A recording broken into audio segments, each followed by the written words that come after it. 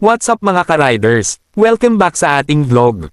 Kung bago ka pa lang sa channel, huwag kalimutang i-like, i-share, at i-subscribe para sa mas marami pang motorcycle reviews at sulit na boodle finds.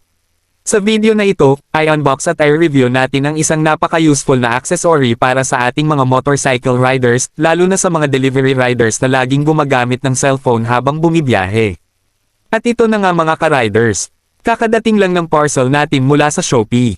Napansin ko na napakabilis ng delivery at maayos ang pagkakapak ng seller. Ang product natin ngayon ay ang Motorcycle Universal Crossbar Bracket Handlebar Holder. Pagkabukas pa lang ng package, makikita na agad na maganda ang kalidad ng product.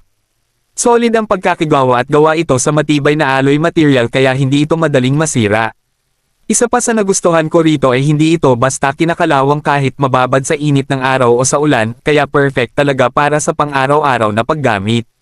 Napakadali rin itong i-install. I-screw mo lang ito sa dalawang side mirror ng inyong motor at ayos na. Wala nang komplikadong proseso at hindi na kailangan ng espesyal na tools. Kapag nakakabit na, mayroon ka ng matibay na crossbar kung saan pwede mong ikabit ang cellphone holder o iba pang accessories. Malaking tulong ito lalo na sa mga delivery riders na gumagamit ng navigation apps tulad ng Google Maps o Waze habang nasa biyahe. Mas organisado na ang harapan ng motor at mas madali mo nang makita ang cellphone nang hindi naaabala sa pagmamaneho.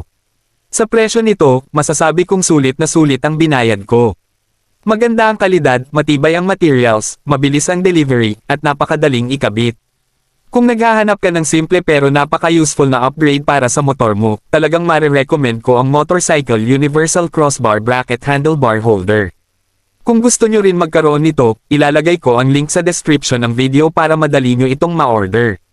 Maraming salamat sa panunood. Kung nakatulong ang review na ito, huwag kalimutang i-like, i-comment, i-share, at mag-subscribe para sa mas marami pang honest reviews at motorcycle accessories.